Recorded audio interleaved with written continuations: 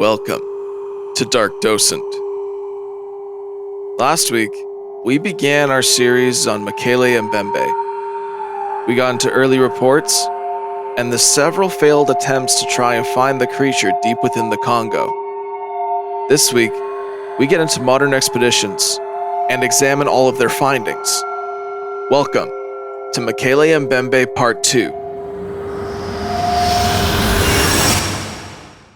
The Expeditions.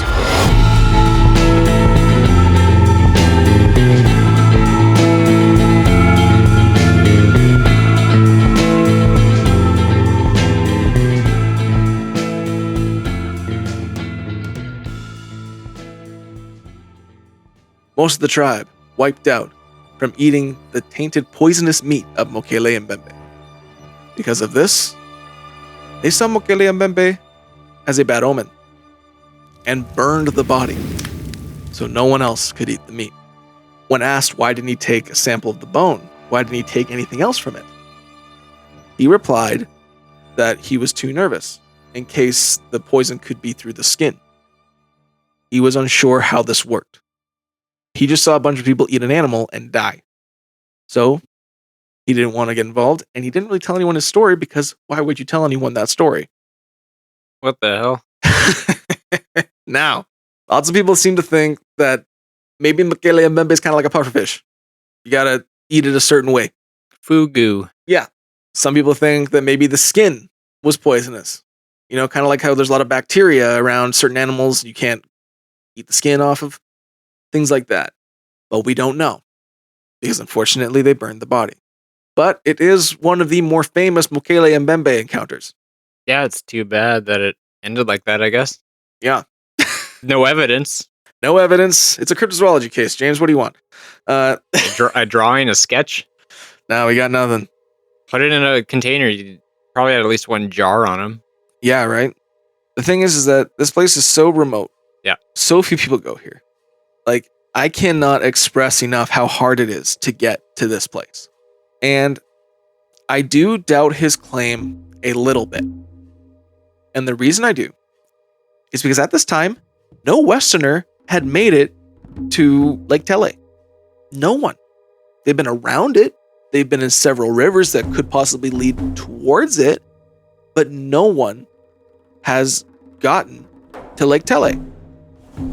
Now, he could have been confused with another lake. Maybe a river close to the lake. Something like that. But at this time, no reports of Westerners making it to Lake Tele. So I don't know. It's a story. It's famous. It's from a reverend, so it has some credence behind it. But I don't know. It's just a cool story, and I wanted to tell it to freak you out. It was a good one. This is when the first expedition truly begins. The Mokele Powell Expedition, 1980. Was this one for that purpose? This was the first Mokele Mbembe expedition that was purposely to find Mokele Mbembe. Hell yeah. So they get all the equipment they can. They decided they're going to venture into the Lukwala swamps of the Republic of the Congo. They were trying to document reports of the large semi-aquatic creature known as Mokele Mbembe. The journey involved river travel after plains, all by canoe. It's impossible to traverse this thick jungle. Several interviews from different tribes that are miles apart. Just anything that they possibly could to find this creature. Now, they did claim to have a close encounter with Mokele Mbembe. So they first started with communities along the Obangi River. And each one of these people around these tribes near the Obangi River all claimed to see this long-necked, semi-aquatic, sauropod-like creature. And I actually have a picture of the expedition if you want to see it. Of course I do. All right. Roy Mackle's in the back with the beard, and James Powell's behind him. They had a team of people that were going with them. That's quite a lot of people packed on a little boat. Yeah. I'm sure that would flip over the first sign of a dinosaur. Yeah, they're not great, those canoes. They're not great at anything. They haven't invented pontoons yet. With all these separate tribes, they were consistent enough that they decided to push further into the jungle. And as they pushed further, they got more and more descriptions from more and more tribes of the same kind of creature. And each person didn't speak of it as a myth or a legend. They spoke of it as just like an elephant, just like a hippopotamus. This thing's here. So they decided to go closer. And this is when they may have gotten too close. They were traveling down a remote waterway with a team of men in their canoe. Now, while they were traveling up this remote waterway, all of a sudden the team heard a loud splash. As he looked over the large disturbance of the water, Mokele could see that there was something large underneath the surface, which he determined was Mokele Mbembe. However, the water was fairly murky, and there was no positive identity on the creature. And of course, no physical evidence. Monkey fell in the water. Possibly just a monkey fell in the water, or a hippo. Or a branch. Could be anything. Yeah.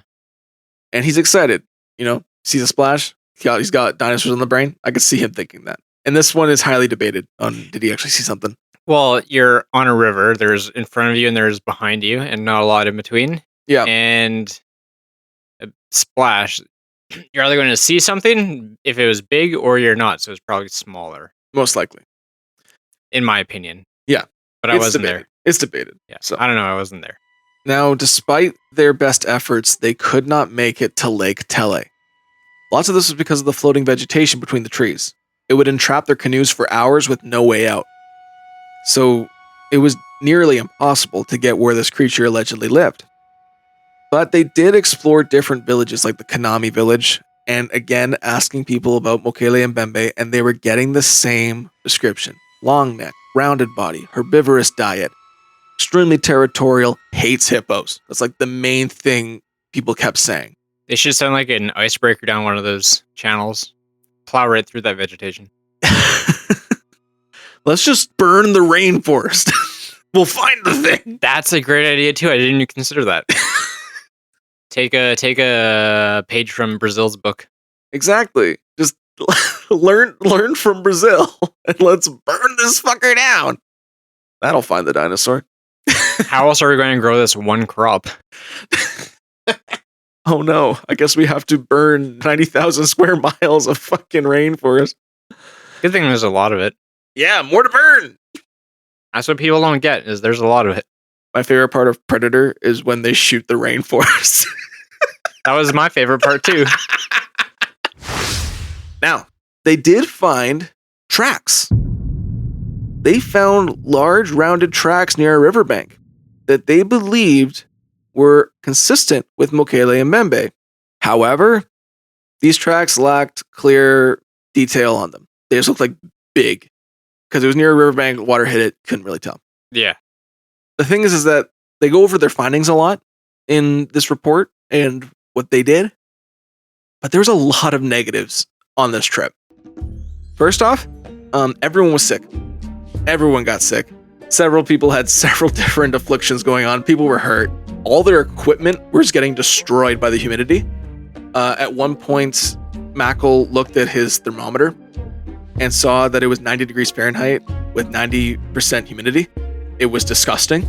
Also, the rainy season was coming in. So it's like monsoon style rains. And they have big 1980s cameras. And the film was already getting destroyed from the heat. It was so hot that the film was not surviving and becoming unusable. Which is another reason why it's so hard to get anything out of here, because all the equipment that they could use to get anything out of there couldn't last. Yeah. Nothing could work back then for this. But they did have witness interviews. I believe they have photographs of tracks that they saw. I couldn't find them. And they have several different things that point towards the possibility of a creature in this. I believe this is the picture of the tracks they found. Now, I don't know if these are from this expedition, but they're from one of the expeditions. All right? Feast your eyes. Pretty convincing. Got a bit of a heel on it. Yeah. But it looks like a 3-toed, big roundish track. They're definitely dinosaur tracks. The reason I know this is because they're 65 million years old. Those are fossilized tracks. They're not new. No, it looks like it's in mud. Yeah, no, that's actually rock. Those are known fossilized tracks, actually. This has been debunked. These tracks are famous in Africa. These tracks were the fossilized remains of tracks. They're known for being fossilized. So no. I don't know if this picture is from that expedition. Lots of people claim it is. The thing is that the When internet... did you say this expedition was? 1980. It isn't. That's not a 1980 photo. It's like a 2002 photo. I can't tell. So these photos are brought up a lot. Here's the thing, is that the internet has taken a hold of this one a lot, and you will find a lot of tracks that are not Mokele Mbembe and aren't even from the same expedition. That one track I showed you earlier, it was from 1966. Lots of people claim that it's from 1981. Maybe it is from 1981. Every source that I read on it said it was from 1966. So I don't know. But it gets very convoluted. Mokele did write a book about his expeditions, and I believe he does have photos in those books, but they are hard to find. But anyway, he came back, and basically, even though he had no direct sighting, and he did find possibility of footprints in several places, and the stories were all consistent, it gave him enough hope that there is something here. And now he's past Loch Ness Monster, and he's on to Mokele Mbembe. He's already planning his second expedition. As soon as he's back, he's planning for another one in the next year. And while he's talking about this return, he wants to make this a more ambitious return. He wants this to be expanded, more technology, bigger team, whatever he can.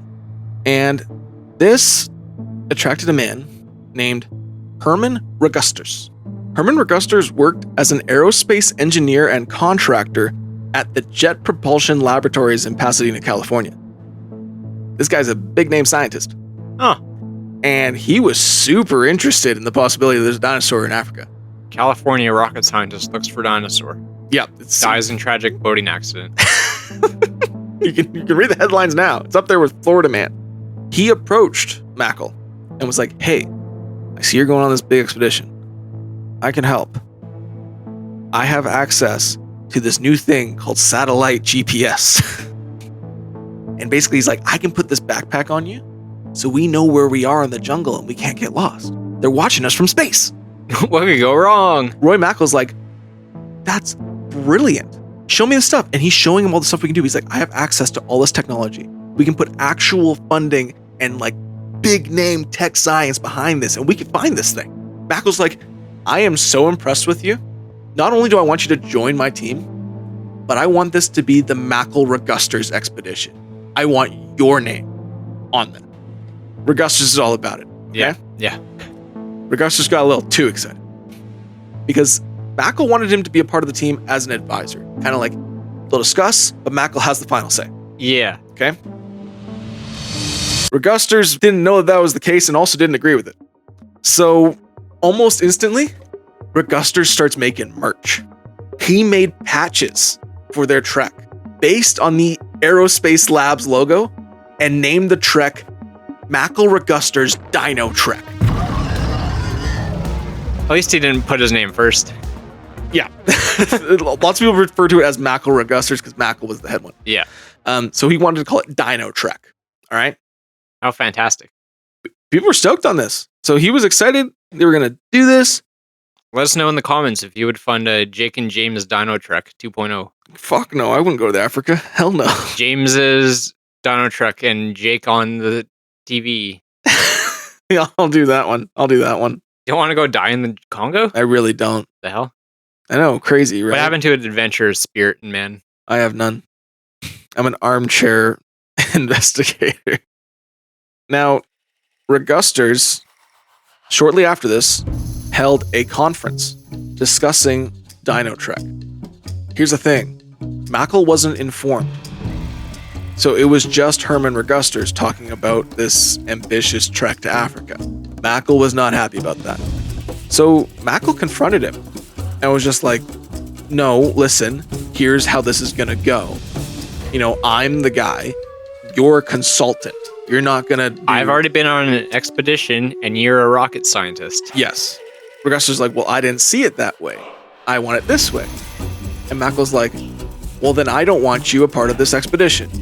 And Regusters said, good, you can't have my satellite GPS. So they both went their separate ways and there was a lot of tension between them. But Regusters wasn't just going to walk away. This is when Regusters began his own expedition. Hell yeah. And he planned to go at the exact same time as Roy Mackal in 1981. So An expedition off. it's like Indiana Jones. They're both trying to find the thing at the same time. One team and the other team. Moving ahead to 1981, Mackal's going to the Congo. And they're trying to get to Lake Tele. And it's a lot of the same thing. They did end up getting deeper into the jungle, but despite having more personnel and more planning for this one, they still found nothing. And they had nothing to really show for it. They didn't even get to Lake Tele. They got deeper, but they didn't get to Lake Tele. They had help from the government. They had government coordination. They had secured guides, guards, canoes, whatever they needed, they had it. But even then, they couldn't get through the narrow, winding channels of these really close together trees in the swampy area.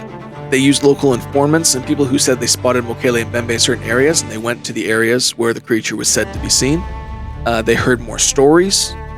But again, rainy season, illness, equipment's getting destroyed, their supply of rations or whatever they had dwindling. That was it. Why do they keep planning this in the rainy seasons? They're there for like months. Like they're not there for like days. True enough, I suppose, yeah. These are like going from like January to like April. Right. Like this is a long thing. They didn't find anything, but this was a big part of the Mokele Mbembe search, and it just fueled the fires of this popular animal. But there was another search going on, and that was the Reguster expedition. Herman Reguster replaced Roy Mackal with his wife. So Herman Reguster brought his wife, and it is known as the Reguster expedition of 1981. And this one is interesting. And the interesting thing about it is after this, Roy Mackal wrote a book. And it is pretty artsy. There's a lot of different stuff in it you can find. And he wrote everything you can find. Reguster came back from his expedition and wrote a pamphlet, didn't promote it, and left it. And the thing is he did find some good shit. Reguster, with a small crew of Congolese support, went to the Congo. He hired local guides that are familiar with the swamp, and their goal was to reach Lake Tele, something that no Westerner had done before, at least recorded. They traveled through canoe, through dense swamps, narrow channels, same thing that Roy Mackal went through. However, Reguster's made it to Lake Tele. He's the first man in history from the Western world to reach Lake Tele. Big congrats to him. Yeah, he made history. And he established a camp at Lake Tele. How embarrassing for the guy that didn't want him. Yeah. Here's the thing, is when you look at Roy Mackal, he's definitely like a school smart scientist. Yeah. Herman Reguster's looks a little more hardened and a little more badass. I think he could trek it easier just based by looking at them. Yeah. Judging that book by the cover. Judging the book by the cover. And honestly, it shows because Herman Reguster's made it to Lake Tele. As they're setting up camp, they heard a massive roar and looked out to see Mokele Mbembe. And Reguster's had a camera. So he's scrambling for his camera. The creature's out there. They just heard it roar. He takes it out. It's in the middle of the day. And he takes one photo. And his thumb was in the way. Could you believe it? No. Oh. I have that photo for you. This is the Herman Reguster's Mokele Mbembe photo. Feast your eyes. That might be a crocodile. Or a hippo or a log. Or Mokele Mbembe. I'm just saying, it could be. It could be. Who knows? I don't know. I'll tell you that. He claimed he saw it. Yeah. And he took a picture as it was going down. And then he left without taking another photo. He did not get another photo of the creature. However, later in the night, they heard something in the jungle. A terrifying roar. Now, too dark for a camera. Couldn't take a photo, couldn't see the creature. But you could record it. I have that recording for you. Here is the Herman Reguster Mokele Mbembe recording from 1981.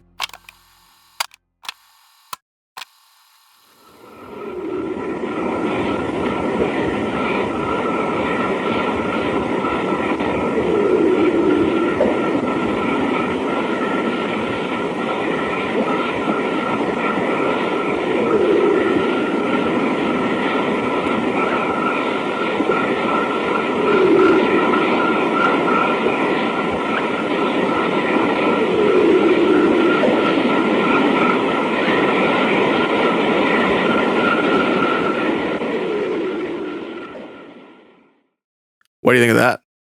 Jungle's a noisy place. Very noisy place. I definitely heard something doing a repetitive roar or something. Yeah.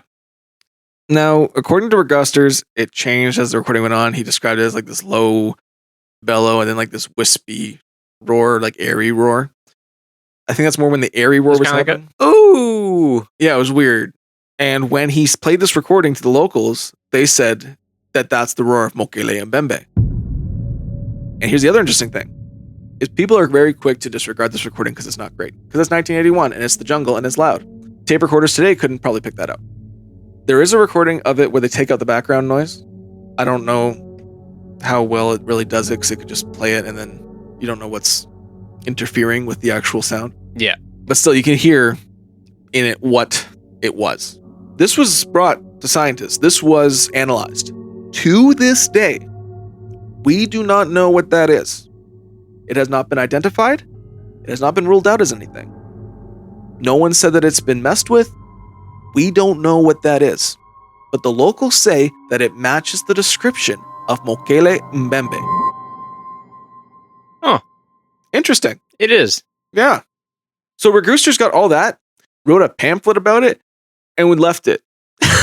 Mackle found nothing and wrote several books. And I guarantee you that pissed Mackle off, that fucking Regusters comes back and just like, and just, there's a pamphlet on everything I found. What did you find? Yeah. Here's my picture of my recording. I'm taking my GPS and I'm going home. Yeah. Because I know where that is because I have a GPS.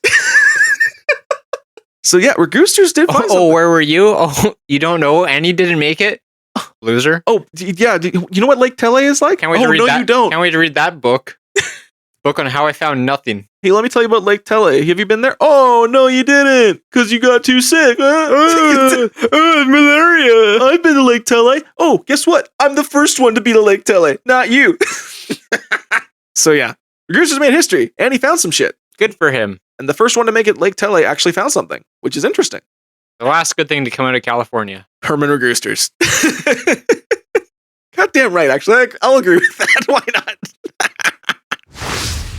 What are you thinking about Mokele Mbembe right now? I've given you some lackluster photographs, a decent weird recording, and a lot of consistent stories. Thinking there's a lot of stories. There was a lot of stories. Not a lot of dinosaurs so far, though. No, but it is hard to get to. Yeah, I mean, to prove a dinosaur in 2026 that is still living is a bit of a task. It is. Again, I don't think...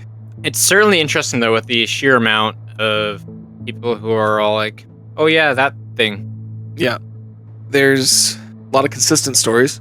We have reports going back before dinosaurs were in the zeitgeist, or even described.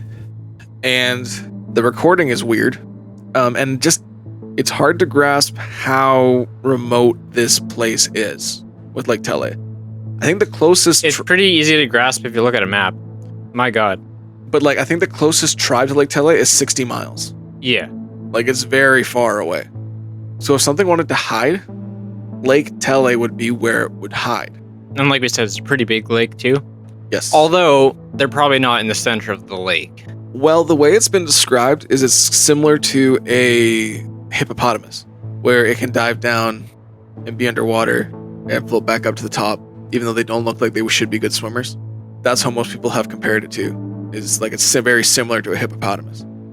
Right, but I've not looked much. I've never seen a hippopotamus in the middle of a big lake. Oh, they can dive down underwater. Yeah, but they're like still relatively near shore and stuff. Yeah. There's from my very, very limited, not knowledgeable understanding of hippopotamus. We have technology. Hippos can swim down to 40 feet deep and can walk, run, or bounce along the bottom. They don't actually swim, they just float. And they can go down. And that's kind of how they think Mokele Mbembe is. Yeah. Is it can just go down, it come up when it wants. Similar to that. Now, there is something concerning about that. A lot of the science behind Mokele Mbembe is based on old paleontology. Paleontology that doesn't actually make sense to what we think today. Back in the early 1900s, late 1800s, they thought sauropods were most likely amphibious. because they were so heavy, there was no possible way it could support itself without the help of water. We now know that sauropods did live on land a lot of the time. Kind of like a bumblebee being too big to fly, but it does it anyways. Yes, some things just don't make sense. And I get that. As you said earlier, it's all based on guesses. Hey, we found a hip bone. I think this thing is a herbivore, and it lives underwater. Well, I do think that there's maybe some species that we don't know, and perhaps maybe they evolved to be back in the water. I mean, there's a lot of things about wildlife that we don't understand or get. Like when people say, like, oh, all mammals have live birth. Well, the platypus doesn't. You ever seen one of those? They're pretty fucked up. They are. And actually, it was initially a cryptid. People didn't They're think it existed. poisonous too, and they lactate milk Yes. from everywhere on their body. They're weird. They are weird animals, and they don't make sense. They shouldn't be around. Yeah, we should probably kill the rest of them. Keep a gun out of James's hands. You'd make a great, like, poacher in 1910. Yeah, probably. Probably. But seriously. Still good. They still could, but, more people would be against you. Back then, they'd see you as, like, a hero. I mean, the word, even, poacher in itself, poaching is usually an illegal thing, which means if you're a poacher and you're poaching, you don't really care what people think. Well, very true. How much shame do you have? Depends, situational. How much shame would you have being a poacher? Probably a fair amount. Okay, then I don't think you'd be a good poacher nowadays. Anything bigger than an ant, I don't really feel like just killing for no reason. I think you need the culture of 1910 to be a good poacher for you. Well, if I grew up in 1910, I'd probably be different. Probably. I'd probably be old, too. I'll probably be dead. I don't think so. Oh, okay. Never mind. I'm not that guy. The thing is that it's all based on old paleontology. Doesn't necessarily mean that our current paleontology is right. We're still learning a lot. But there is something else that I found a little strange as I researched Mokele Mbembe. There is a man named William Gibbons. And in 1985, he started going on expeditions for Mokele Mbembe. And between 1985 and 2005, he went on 10 expeditions. It's insane. And I was like, this guy is passionate about Mokele Mbembe. And there's a bunch of other people around it that are passionate that this thing has to be real. Well, I looked into their background. William Gibbons is a young Earth creationist. What is that? It sounds fun. They are a specific part of Christianity that believe the Earth is 4,000 years old and that dinosaurs lived amongst people. Okay. They basically take the Bible completely literally as 100% truth, no exaggeration. And they ignore science a lot. And the thing is that Gibbons really wanted to find this thing because then it would prove that young Earth creationists were right. And then I started looking at videos. Mokele Mbembe is brought up in super churches a lot. Christians love this thing because they're like, if this thing's real, then Jesus was right and dinosaurs were around when we were around and everything's been the same for 4,000 years and there's nothing to refute it. Huh. Which gave me an ugly feeling because I was like, I really like Mokele Mbembe. And I was like, oh, it's tied to super church stuff. Nah. But then I was like, I'll try and avoid that to research more. But as I researched more about Gibbons and how he researched it, it gave me an uglier feeling. In the 2000s and late 90s, there were several times when the tribal people described Mokele Mbembe as a rhino. There were times they described Mokele Mbembe as a spirit. There were times where they didn't know what the fuck Mokele Mbembe was. But Gibbons would give them money because he was sure that they were hiding something. Oh no, this is where it all falls apart. This is where people might start turning things off. And it happens a lot where he goes to different places and tries to get them to say that it's a sauropod. He even has a flip book with all the animals on it. And when they point, they're like, oh, sauropod, Mokele Mbembe. Sometimes he'll be like, they'll point at a rhino and he'll be like, no, Mokele Mbembe is this. And they'll be like, oh, yeah, because you give him money because he'd be like, they're hiding something. That's the whole thing behind it. It's like, they're hiding something. So I got to give them money to get the truth out. What do they use money for? Here's the thing. I look back on other expeditions. Roy Mackal also believed that the tribal people were hiding something and would give them money to get the right answer. They're looking for a dinosaur. There were some who didn't hear about it. There were some who didn't believe it. And there were some who described it all differently. So where is this information coming from? How do we know this is fact? Well, this is from skeptics who analyze the way... We're kind of swapping roles here. I know. These are the kind of... This is like the way... You don't know much about what happened. This is like what I found. Yes. So this is based on people who... These seem like accusations. Yes. So these are people who analyzed the way people like recorded something or inspected something. And they said that this is how they did it.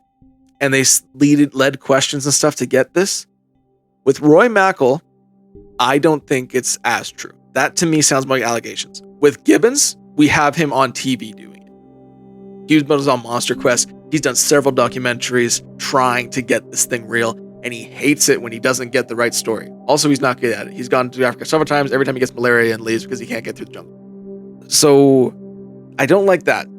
But another thing is Mackal got his reputation ruined from this in the scientific community. They saw him liking Loch Ness and they thought that was iffy. But when he started getting into Mokele... I did forget about the Loch Ness thing. That doesn't do great for Mackal. He likes the cryptids.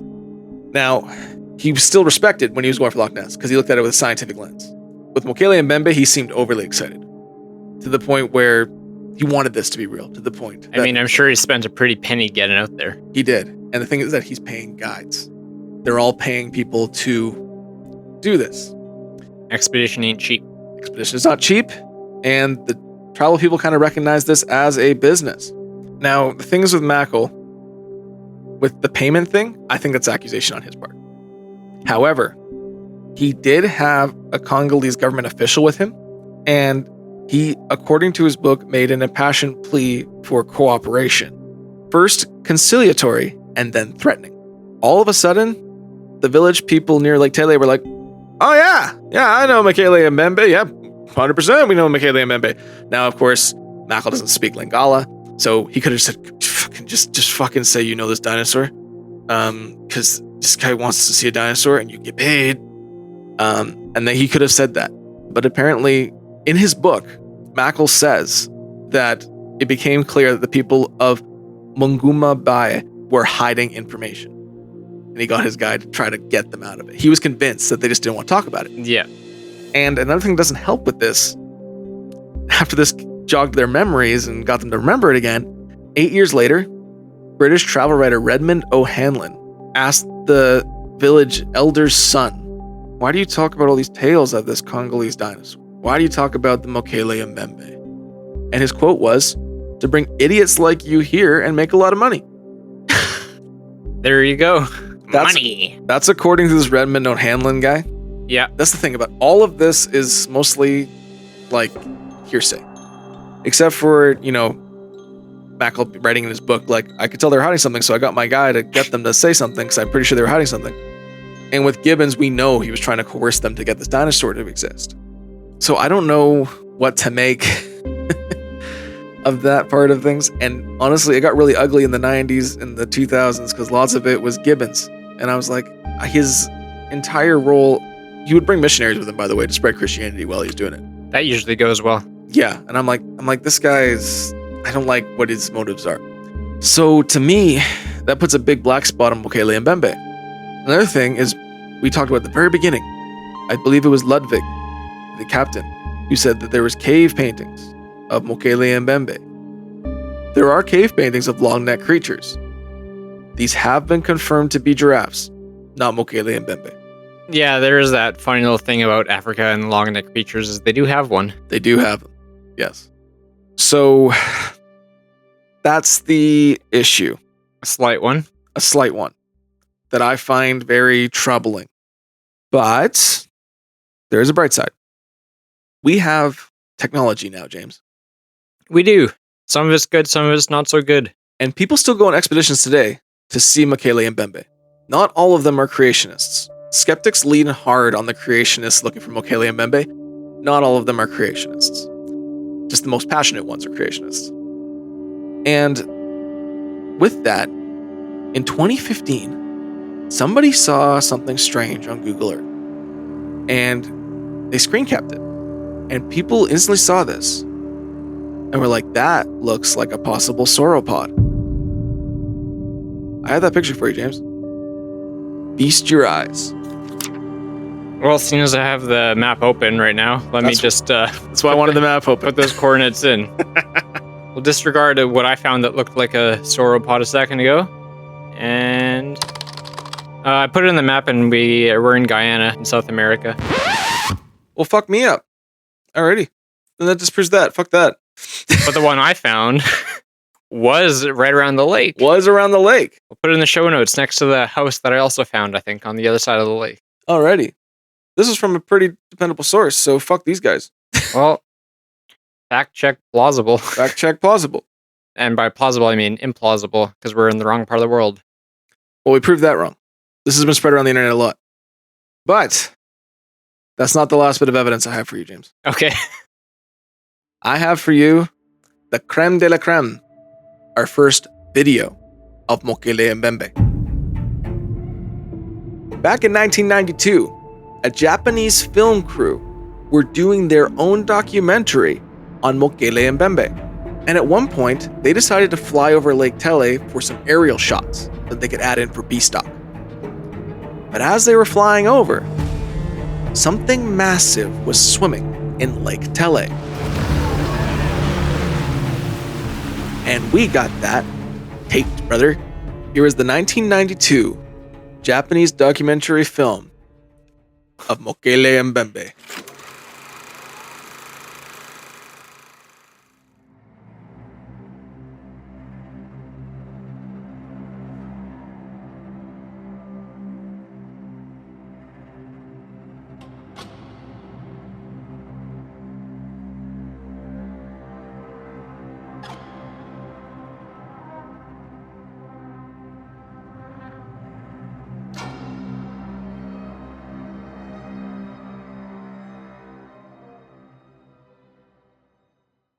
We got to get in one of those old tube TVs to look at old footage and pictures on, because everything looked old stuff looked a lot better on it than it does on these newfangled high def TVs. I fully agree with you, and that sounds awesome. We should do that.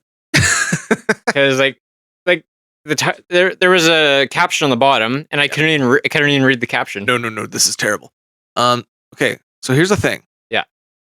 Now, with most cryptid footage, it's always on the face of it, looks like nothing or ridiculous. Yeah. But when you start to actually look at it, that's when shit gets interesting. Let's keep it smaller screen. It's like too low quality to go full screen on a big TV. Yes, it is. This definitely wasn't filmed for a 65-inch. So, at first, skeptics theorize that it was people on a boat. However, these are all like 50-foot tall trees over here. Okay, these are massive trees all through the jungle. We saw them up close already. That would have to be pretty big. It's bigger than a boat. It is big. The wake is huge. It's not a boat, in my opinion. It's moving along. Some people say elephant. That does... Okay. That does look like the shape of an elephant with the trunk sticking out of the water, but I don't know if an elephant swimming in the lake would be that high up. Its head would maybe be a little bit, but that's about it. Most time when elephants swim, you will see the top of their head and the trunk. Yeah. Sometimes the back will come out, but it won't be as long as that. And also, when they've done the size comparison with the trees, that would be a record-setting elephant. It would be way too big. Elephant's the most likely explanation, to me. Well, but it doesn't match. The proportion, like, disregarding the trees, the proportions purely of what we're looking at does, I would say, match elephant. Mm-hmm. The head to the body to the trunk size all match each other to what I would think an elephant would. Yep. Looking at any Brontosaurus type dinosaur we've seen, it does not match those proportions at all.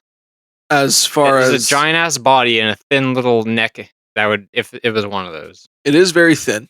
It's very thin and like, and it tapers too. So it's not like doesn't even look like there's a head on the end of it. It looks, like I say, if you disregard all the trees and everything around it, the proportions match an elephant, in my opinion. I agree, but it would be a really big elephant.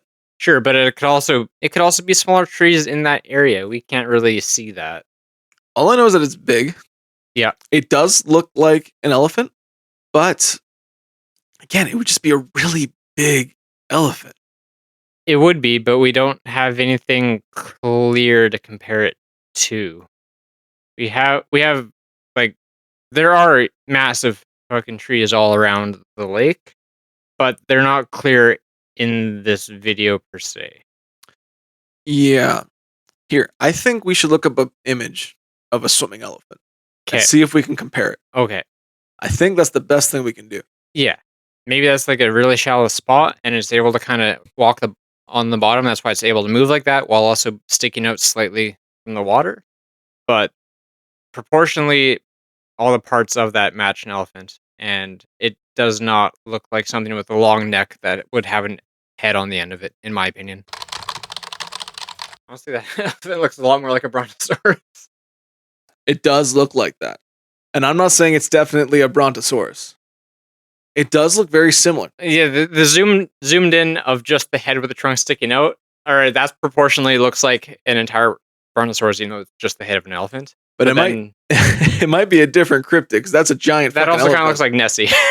It also does. Well, Genesi, an initial skeptical explanation was that it was an elephant. Right. That it got loose of the circus. 'Cause there was one that got loose from the circus the day that. Like even the way the tip of the trunk goes, it looks like a little mouth. Yeah. There's no shot that thing is a dinosaur though. Just like I say, the body is twice as long as the tiny thin little neck.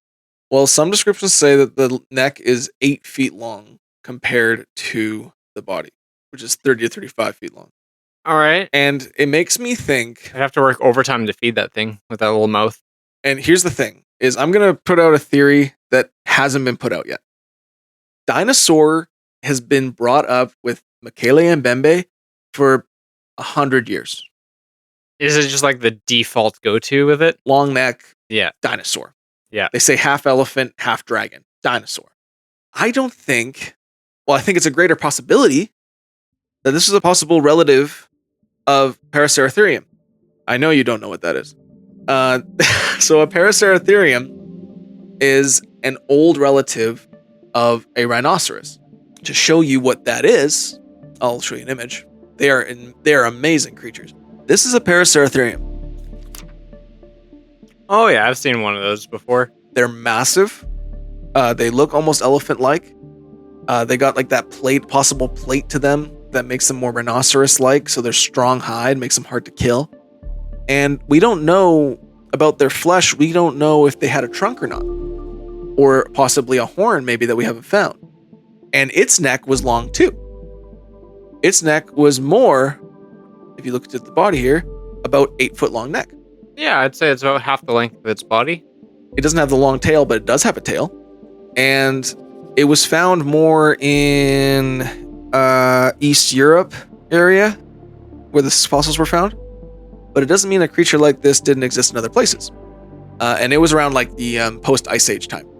Yeah. Like woolly mammoths and stuff. And I think it only went extinct a few 100,000 years ago. But anyway, it was extinct a lot less long than a dinosaur would be. The way it acts more like a hippopotamus, more like an elephant, you know, when it comes to like being in the water and stuff like that. If this was related to like a rhino or possibly like that, some sort of mammal, I could see it dwelling in the ocean, or sorry, in the lake, you know, more mammalian creature, possibly. Maybe if there was a creature like this in Africa with the same sort of dimensions, and it was around at the same time as the first humans ever were in this part of Africa. Stories we passed down of a massive creature that was extremely aggressive with a long neck. That, I would say, is definitely more plausible. I still think that video is an elephant. We're going to, I think, toss that video to the side. I lean towards elephant. Because, just look at how thin the head and the neck would have to be if that were anything other than an elephant. It's impossibly small compared to the rest of the body. It is a mouth, a tiny mouth on the end of that tiny little neck would defeat that massive body. Would have to be working 25 hours a day. It is blurred, but Yeah, no, I've leaned towards elephant, but people argue that the size would be immense. Alternatives are just so much worse than elephant, though. I know. Now, but what you're saying with this Paraceratherium, Yep. that's the thing that's more believable than a Brontosaurus type thing. That's what I think. The Brontosaurus idea was molded a lot when Western people came into Africa. They Yeah. wanted the dinosaur to be real. The idea of a lost world in the early 20th century was a big thing. And I don't think Paraceratherium was around yet. I don't know too much about it like in depth, but to me, when they described like actual tribes described it being like a 6 to 8 foot long neck and having like this elephant like skin, I was like, that sounds more mammalian to me and more like a Paraceratherium or something similar to it. Well, what we could do is we could travel to the Congo and surrounding countries with a book full of different animals, and we could have a Paraceratherium in it. To be fair, if they didn't have a picture of Paraceratherium and they had a picture of a sauropod, it might be the closest thing that they've seen to a Paraceratherium. Can I be honest with you for a second? Yeah. I hate the term sauropod. It just makes me think of isopod, which is the only pod that I ever hear or think of. Cephalopod. Don't like that one either. All right, let's move on. Maybe I forgot about the cephalopod. Yeah, there's a lot of pods. Yeah, well, it doesn't make me think dinosaur. Theropod. That's the T-Rex style. There's a lot of pods. Ugh. Anyway, so in my opinion, if this thing does exist, I think it's more likely an ancient mammal. I mean, yeah. As opposed to being the only living dinosaur. Yes. And if there was any dinosaur to survive the catastrophe of the meteor, it would be smaller dinosaurs. Which like birds. Yeah, which that is not smaller. That is not smaller. But I could see this one surviving, the Paraceratherium. The other thing is there's actually a recent expedition to go find Mokele Mbembe in 2018, 2019. When they asked the locals about it, they all said that Mokele Mbembe went extinct about 10 years ago. Not many people have seen it in like the last 15 years. Disappeared around the invention of the iPhone. It did disappear on the invention of the iPhone, but Like many things. like many things. But You think that they're related? well, they said that they were hunting them, trying to get them down. Like they were trying. The population was dwindling from the start anyway. Well, it's a shame that it came to an end right as cameras were starting to become a thing. Yes. After all those untold tens of hundreds of maybe even thousands of years of living there with them. Now, they say they think it's extinct because they haven't seen it. Yeah. In a while. At least lots of people say that they haven't seen it in a while there. When was the last large animal that was discovered? I believe the okapi was discovered in 1992. That was like considered the Chinese unicorn, and it was a cryptid for a long time. What's it called? Okapi. Oh yeah, that's exactly what I was thinking of. And The just zebra ass. Yes, zebra ass. And just this year, they discovered an orange-lipped monkey. Pretty lazy with naming that one. Oh, I just found a bunch of orange monkeys with lips. It was very recent. They got one photo of it. It wasn't super big, but Yeah. it was an orange-lipped monkey. And the thing is that in 2007, they found 100,000 unaccounted for gorillas in this area. Right, but we've also seen gorillas. We've seen gorillas, but not in this area. But what I'm getting at is like that monkey is going to be fairly small. Mm-hmm. The unicorn, okapi, Okapi. that's neat. But like it's becoming increasingly rare to see anything larger than a rock that you haven't seen before. As someone who hasn't looked into it at all, I'm really just talking out my ass. But that's okay. What I'm here for. I was incorrect. The okapi was discovered in 1901. The saula was discovered in 1993. And that was the Chinese unicorn. Premium coffee. How do you spell it? Saola. Yo, that thing is cool as heck. Yeah, that's considered the Chinese unicorn, and it was a cryptid up until 1993. And even today, this part of the Congo is extremely remote, and not many people have been there. Yeah. Like, it's still unexplored. The estimate is that it's like only 10 to 20% explored. There are places here that no person has stepped. It'd be a lot easier to explore if we could burn it all down. Don't let James man any expedition anywhere. Or do. Or do. Who cares? We could discover a lot of stuff really fast. And taste it too. There you go. But what are you thinking about the Mokele Mbembe? Do you think there's any A little less now. I mean, if we're looking at like brontosaur type dinosaur, Mhm. brontosaurus, whatever, I'm not. then I'm kind of leaning away from it just because I have a picture in my head of Buddy from Jurassic Park turning his head and looking at the giant thing. Yeah. And I'm like, yeah, I don't see that thing wandering around the jungle. I don't think it can fit between the trees. No. Volcanodon is significantly smaller than a Brachiosaurus. Yep. What I suspected it could have been. But what also leads me towards more the Paraceratherium theory, or something close to that kind of creature, is in the 2000s when they asked the villagers to describe what this thing was, and they pointed towards more of a rhino. Yeah. And the Paraceratherium is related to the rhino. Are there rhinos in the Congo? Very, very rarely. But yes. But yes. And also, actually, fun fact, the Trek that did that went to the villages and discussed this with them and found the rhino thing, that was actually the cryptozoology study here from Vancouver Island.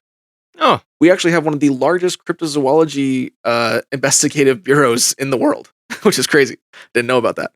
But them and the BBC went to the Congo to find Mokele Mbembe. The BBC. Yeah.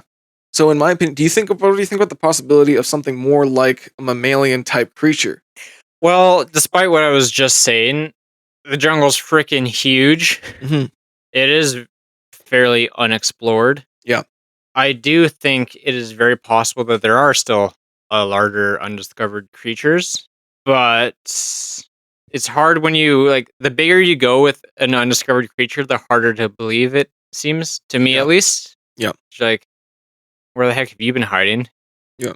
There are still creatures being discovered that are huge, mostly in the ocean. The thing is that this thing is mostly in the water in a very remote location, in a place where there's so much swamp around that doesn't leave footprints that often. Yeah. I can see it hiding. I'm also kind of guilty of like, I see a picture, I have an idea in my head, and I'm like, oh, it can't be that, even though it's obviously not that. It's an example of a reference of something that it might be similar to. Yes. So If it was a sauropod, it wouldn't be your typical one from the dinosaur ages. It would be an evolved descendant of a sauropod. If it was a Paraceratherium type creature, it would be most likely an evolved descendant of a Paraceratherium. And just how remote this place is, I can't get over. I think there's something here. We discover things every day, especially in this region. We find stuff all the time. I will say here, because like I've still been zooming around this lake, Mhm. I've just come across I think my third house around it. Yeah. So it's still remote, of course, but it's not as remote as it used to be. Well, there are tribes in Yeah. there that live. There are people that live near there. Yeah. But when I talk about remote, I'm talking about Westerners coming in, Right. sort of thing. Like no one from the West goes in there. It's very hard to get into. And those who are in there don't come out very often. And we don't know if any of those houses, some of them are like fishing lodges. Lots of guys go in there to fish, stuff like that. Yeah. We also still have those recordings that haven't been debunked or no one really knows what they are. A loud sound in a jungle, right? But no one can identify it. Scientists have analyzed that. They can't identify it. Yeah. And they said from the sound, lots of people are like, it sounds like something big, but they don't know what it is. And the locals said Mokele Mbembe. Small things can also make big sounds, though. But people who've analyzed the way it sounds, the way it echoes, that something larger had to make that kind of sound. You can analyze the way things sound. There's things that make big sounds that are smaller, but you can tell they can come from something smaller. They could tell this was coming from something big. And it's unidentified. They don't know what it is. And if this thing was in Okanagan, we'd probably have a lot more sightings. But because it's in a remote jungle, hundreds of miles away from civilization that no one goes to, it could hide. Yeah. There's a lot of places to hide in the jungle. Definitely. But with that, James, that's all I have for you on Mokele Mbembe. I never thought we'd get here. It's one of my favorite cryptids. It's one of the oldest cryptids. I love it. Researching this really broke my heart. Some of the things I learned about it. But What was the most heartbreaking thing you learned about it? the attachment to young Earth creationists and how passionate they are about finding this thing. I mean, you gotta admire people with passion, though. Well, yeah. And if anyone's going to find it, hopefully it's them. Yeah, then they'll say the Earth's 4,000 years old. I mean, if there's a dinosaur, then maybe it is. Who knows? Who knows? Do you have any final thoughts on Mokele Mbembe? Wonder how many burgers you could get out of it. Sliders. Mbembe sliders. Those are our next thing. I'd try one. Would you try one? Well, no, because you die. It's already got you. You already told you. What the fuck? Don't eat it. All right, I did forget about that. Yeah, because you're dying already. Well, I wouldn't try the first one. I'll tell you that. All right, I can tell your insight to this is very intelligent. You really focused on all the science around it. Well, if you got nothing left, you Dinosaurs in the forest. What do you want me to say? Wonder what it tastes like. Life finds a way, to quote Jeff Goldblum. It's too bad you don't want to come with me to the Congo and show the locals some photos. I saw a giant snake earlier. I don't want to see the giant snake in the Congo. It's a possibility. Okay, my batter's at 3%. You want to go to conclusions? Let's go to conclusions. Elephant, snake, dinosaur. Oh, that's a different cryptid. With 3 legs. That's a different cryptid. You actually described a cryptid. Anyway, let's go to conclusions. So today, James, on the case of Mokele Mbembe, we have reports of a strange, massive creature going back to the 1700s before dinosaurs existed. The descriptions are all very consistent. Something long-necked that's semi-aquatic, that is very aggressive, but also herbivorous. Reports have gone through 2 whole centuries. We've had several expeditions. We have found footprints. We have several respected adventurers who have claimed to see the creature and encountered it. We have that really strange recording from Herman Regusters. And we have possible video and photographic evidence, though sparse. However, the Congo, specifically Lake Tele, is extremely remote, 60 miles away from any known settlement. And the first Westerner to ever make it there was in 1981. And we've just found 100,000 unaccounted for gorillas in 2007. So who knows what else could be there?